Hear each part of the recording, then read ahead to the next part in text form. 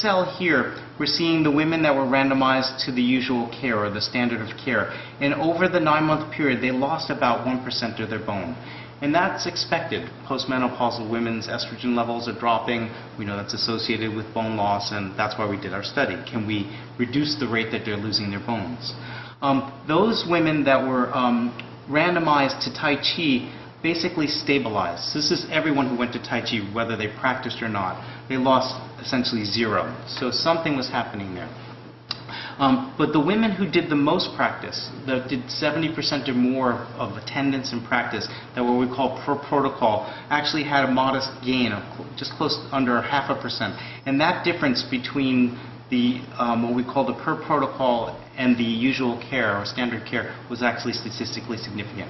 And we saw similar trends that were not statistically significant in the hip and in the spine as well, with those who did the most Tai Chi showing the most attenuation of bone loss compared to those who did the least, or none. A complementary part to this study was to look at biomechanics and balance, and there are many aspects to this, but really thinning bones are only a problem if you fall. And so we were interested in whether Tai Chi also improves balance and risks of falls. Right? So we bring them into the motion lab, and this is our partners at Spalding Rehabilitation Hospital. This group was led by Dr. Paolo Bonato's group. And we wire them up with infrared sensors on their body and cameras all around the room. And what I'm going to show you is just one set of outcomes around what's called center pressure control or center of gravity control during quiet standing. So this is a diagram of the movement of the center of gravity in the body relative to the center of pressure between the feet. And the more you wobble, the more variable the stabilogram is. Right? So this is just a measure of sway. And these measures of sway I'll share with you, both the sway range and the speed of the sway have been correlated with the risks of falls in other studies. This shows you the sway of an average woman at baseline, 3 months and 6 months. And you can see as you move across here that the magnitude of that sway is reduced over time.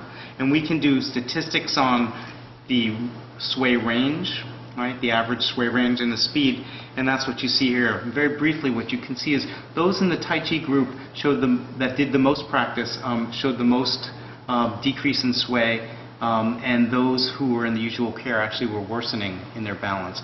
And even though this is a small study, we saw highly significant differences between the groups. So the conclusion from this small study is that doing a pragmatic study out in the community with long-term Tai Chi is feasible. We can recruit women, we can keep them in the trial, we can make the measurements, and that these trends are promising and are leading us to wanting to do a 2-year study, which we've submitted a grant that's being evaluated by NIH. Very briefly, we have a whole bunch of other studies going on. This was just one of them. We have a group that's very interested in systems biology and what we call complexity measures, the dynamics of physiological systems.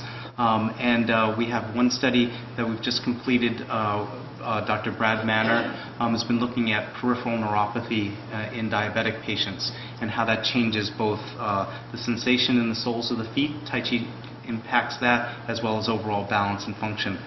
With Dr. Lipsitz at Hebrew Senior Life and BI, we're looking at frail elders in assisted living facilities and looking at balance, cardiovascular health, and we're almost finished with that study. We have some other studies with healthy aging, and that's an interesting study in that we're looking at whether Tai Chi can prevent disease as opposed to treating and rehabilitating people already with medical conditions.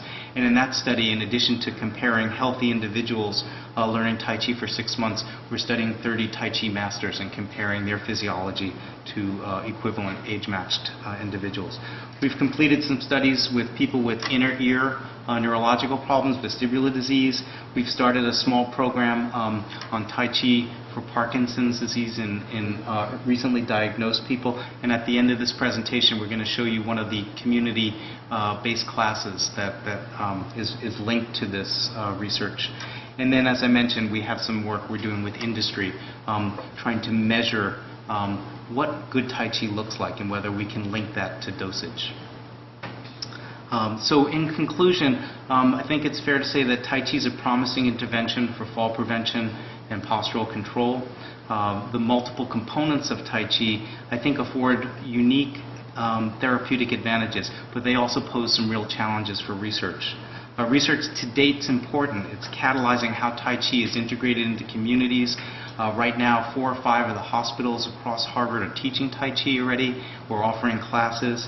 Many of the teachers are in this room, and it's in many senior centers, and I think research is a really important bridge in this dialogue. And I think part of that bridge that's equally important, and that Dr. Langevin will speak to, and also Dr. Ye, is mechanistic research. It's not only does it work, but are there plausible mechanisms, physiological pathways that say, yes, this makes sense. And if we know those, maybe it'll help us combine Tai Chi with other therapies in a more integrative way. All this work takes villages of really smart and dedicated people, and there's no time to thank them all and acknowledge them, but I'm a very small part of this big team. So, and I also want to acknowledge the National Institute of Health for supporting our work. So thank you. Thank you, Peter. Our next speaker, Dr. Gloria Ye, will talk about mind-body exercise for research in it, but with respect to cardiovascular disease and respiratory disease. Dr. Ye is an assistant professor at Harvard Medical School. She's also the director of the Harvard Medical School Research Training Fellowship Program in Complementary and Integrative Medicine. Dr. Ye? Thank you very much for this special opportunity to speak with you this afternoon. So I'll just get started right away. So as you know, cardiovascular disease is a tremendous health burden, both in the United States as well as worldwide. In the U.S., cardiovascular disease accounts for 1 in every 3 deaths and is a huge cost to our system. So when we think about how Tai Chi may play a role in managing cardiovascular disease, it's helpful to consider the entire cardiovascular prevention spectrum, from primordial to primary prevention, where we think about managing cardiovascular risk factors, to secondary and tertiary prevention, where we think about managing cardiovascular disease further down the line. So going back to this wheel representation from Dr. Wayne's work, we know that Tai Chi is a multi-component intervention. It has components of physical activity, aerobic exercise, musculoskeletal strengthening and flexibility. But there's also an important component of breathing, as well as an important component of meditation and relaxation and stress management. And so these multiple components of Tai Chi have the potential to impact multiple physiological processes and these key modifiable risk factors for cardiovascular disease, such as physical inactivity, deconditioning, stress, anxiety, depression, blood pressure, and perhaps, although the literature is scarce in this area, perhaps lipids, glucose, or even inflammation. So how much exercise is Tai Chi? So the studies report that Tai Chi is somewhere between 1.5 to 4 metabolic equivalents. And this, on average, roughly speaking, is equivalent to brisk walking. And we know that even very modest, sustained lifestyle changes can substantially reduce cardiovascular morbidity and mortality. And so for most of our sedentary population, adopting a moderate intensity exercise such as Tai Chi for 30 minutes most days of the week can have tremendous health benefits. So there have been several studies looking at exercise capacity or cardiorespiratory fitness as an outcome in these Tai Chi studies. This is data from a meta-analysis including over 300 Tai Chi subjects. And if you look at the plots, if you look at the plot here, to the right of the midline the points are effect sizes that favor Tai Chi, and to the left favoring control. And although in these experimental studies, the overall effect size was relatively small and actually non-significant in these experimental studies when you're comparing Tai Chi to control. However, if you look at the cross-sectional studies, the overall effect size was much larger and more dramatic and significant. And these overall effect sizes actually vary as well, depending on whether you are comparing Tai Chi to an active exercise control or to usual care, with bigger effects seen when you're comparing Tai Chi practitioners to sedentary controls. A more recent randomized control trial actually supported some of these findings. It was actually a fairly large trial of 374 elders in Hong Kong, and they randomized patients to 12 weeks of Tai Chi versus 12 weeks of a walking group versus usual care. And they reported about 20% increases in exercise capacity that were similar in both of the exercise groups, both the Tai Chi and the walking, and both significantly more than the usual care. So perhaps arguably more important is the measure of exercise self-efficacy, or exercise-related confidence. This is a measure that's being used more and more in the Tai Chi literature.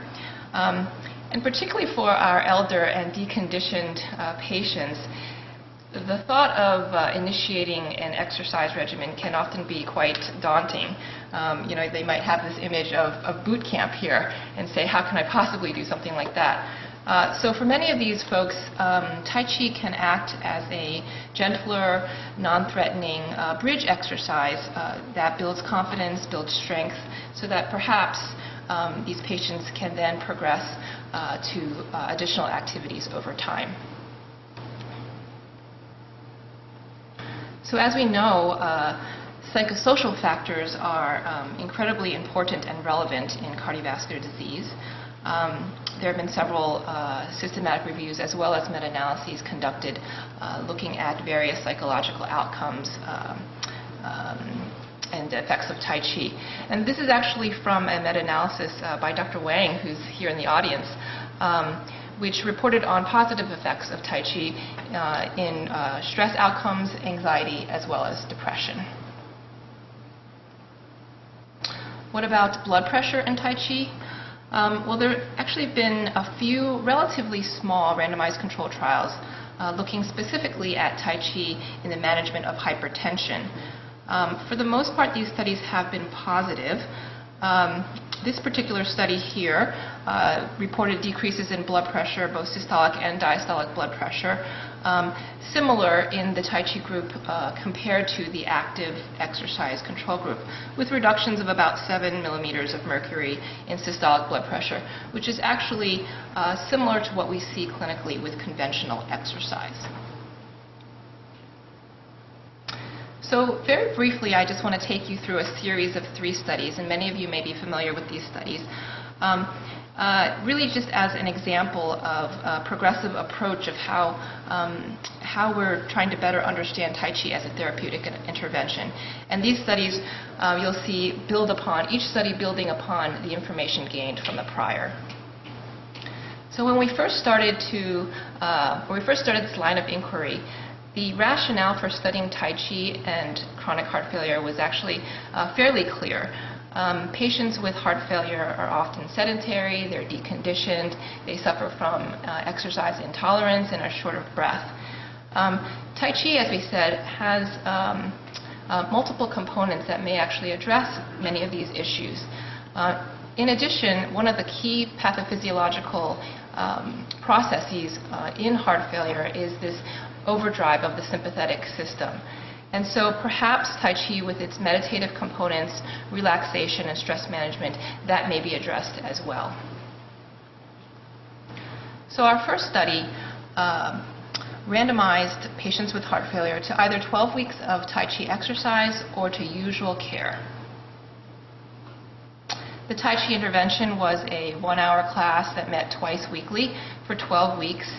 And it emphasized 5 basic and key movements modified from the Yang style, and also included Tai Chi warm-ups, stretching, and meditation. And when we compared the change scores from baseline to 12 weeks between the 2 groups, we saw that the Tai Chi group here in the pink improved their disease-specific quality of life score. And here, the lower score is actually favorable. The Tai Chi group also increased their 6-minute walk test, which is a measure of exercise capacity, and also had improvements in their BNP, their serum BNP, which is a biomarker of heart failure severity. But the obvious question was, since our control group was an attention control, were these positive effects that we observed simply due to attention alone? And so this led us to our second study. And this was a larger study where we randomized the patients with heart failure to either 12 weeks of Tai Chi or to 12 weeks of an education attention control.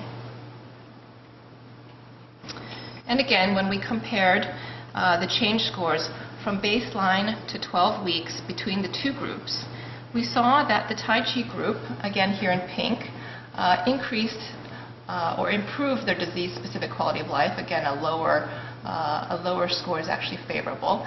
They improved their mood. They improved their exercise self-efficacy. They had sustained increases in overall physical activity over the 12 weeks.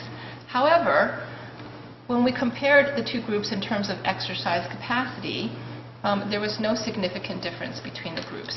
And so this really led us to think more critically about the physical activity component of the overall Tai Chi intervention, and led us to ask, what's the specific role of aerobic exercise versus the other components in the Tai Chi intervention in affecting change in this population?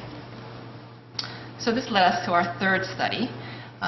Again, a pilot study where we randomized patients to either 12 weeks of Tai Chi exercise or to 12 weeks of conventional aerobic exercise. And in this study, we were not just interested in what was going to happen between baseline and 12 weeks between the groups, but we were really interested in acute physiology and trying to find out what's happening in these actual classes and characterizing the intensity of each of the interventions. And so we hooked the patients up to all sorts of machinery, and we measured heart rate and respiratory rate and oxygen consumption and ventilatory efficiency.